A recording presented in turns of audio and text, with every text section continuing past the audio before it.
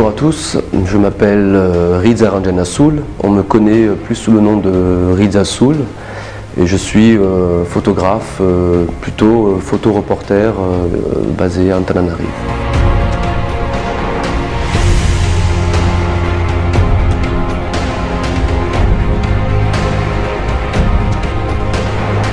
J'ai commencé la photographie, c'était vraiment en 99 que j'ai commencé à me dire tiens, je vais m'acheter un appareil photo argentique et je vais prendre en photo tout ce qui se trouve à proximité de moi, mes amis, mon travail de l'époque, mon quartier.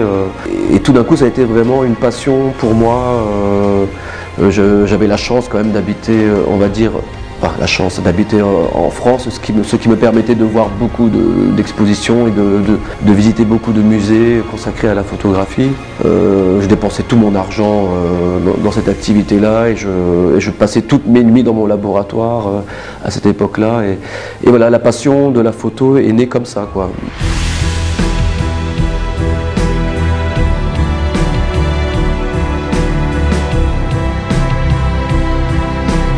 J'ai vraiment tout appris en fait en autodidacte, mais j'ai quand même fait en 2007 une école de photojournalisme à Paris. Ce n'était pas une école de photographie, c'était une école de journalisme spécialisée dans le photoreportage.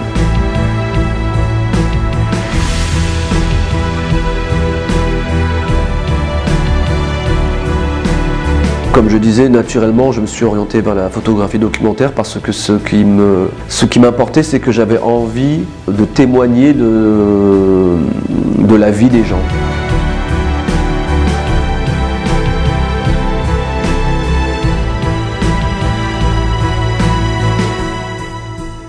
Évidemment, depuis que je suis à Mada, lorsque j'ai commencé à revenir en 2011, j'ai fait beaucoup de photographies de mariage.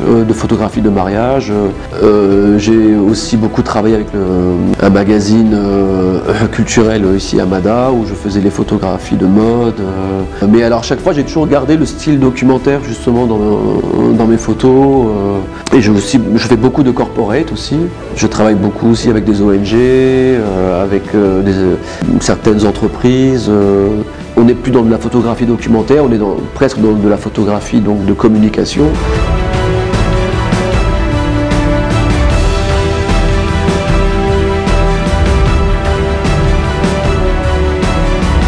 Ce que j'adore vraiment dans le noir et blanc, ce sont des textures qui rendent la vie. Mais ce qui est intéressant, moi ce qui m'intéresse dans le noir et blanc et surtout en photoreportage, c'est les choses sont plus poétisées, l'esprit de celui qui regarde la photo est tout à fait dirigé directement vers le sujet sans être déconcentré par quelque chose de trop esthétique. Voilà.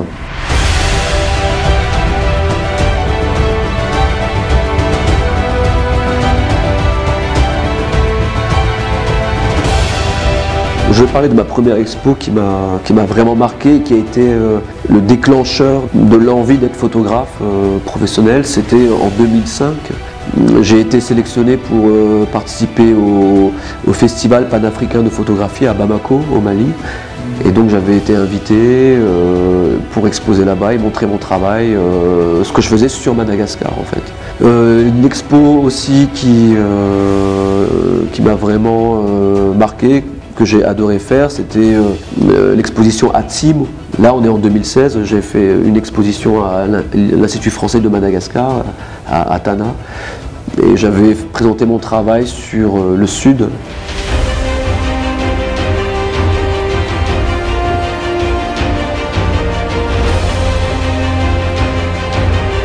Un événement qui était marquant pour moi, c'était de remporter le prix Leica Wide Angle en 2010.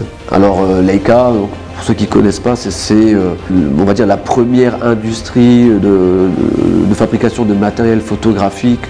C'était en Allemagne dans les années 20. Ils ont organisé un concours en 2010 sur le thème de quelle est la meilleure photo faite en en focale 35 mm. Parmi 5000 participants, j'ai remporté le premier prix.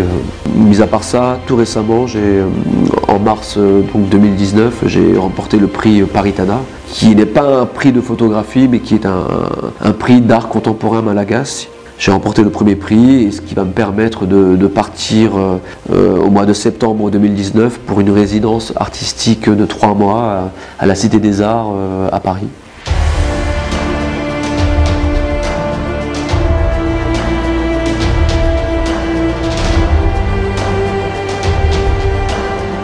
En 2017, j'ai réalisé un rêve de photographe. Je pense que c'est le rêve un peu de tous les photographes.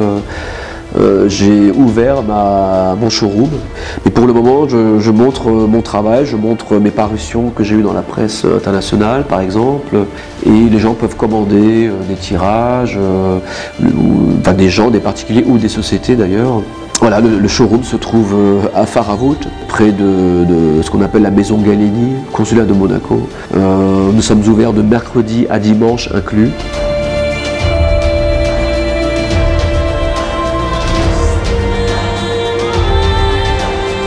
Alors cette photo, je l'ai prise, c'était un jour assez triste, je l'ai prise le 21 avril 2018. C'était lors d'une manifestation qui avait été organisée par l'opposition. C'était tellement le bordel, excusez-moi l'expression, il y avait tellement de gaz lacrymogène qu'on ne savait même plus où aller, que ce soit les photographes, que ce soit les manifestants, pardon. Donc on voit ce gars qui s'engouffre dans ces gaz lacrymogènes là, et j'adore cette photo, j'ai beaucoup aimé cette photo car elle représentait un peu la situation sociale, politique malagasy actuelle, quoi. Et qui court vraiment vers sa perte, on pourrait dire, parce qu'il court dans les gaz lacrymogènes. Les gens ont tellement aimé cette photo que il y a le groupe de rock malagasy, The Dizzy Brains, qui ont pris cette photo pour faire la couverture de leur dernier album d'ailleurs. Je remercie Picassart pour l'invitation, et je vous dis tous au revoir, et on se tient au courant pour une prochaine expo, j'espère. Ciao.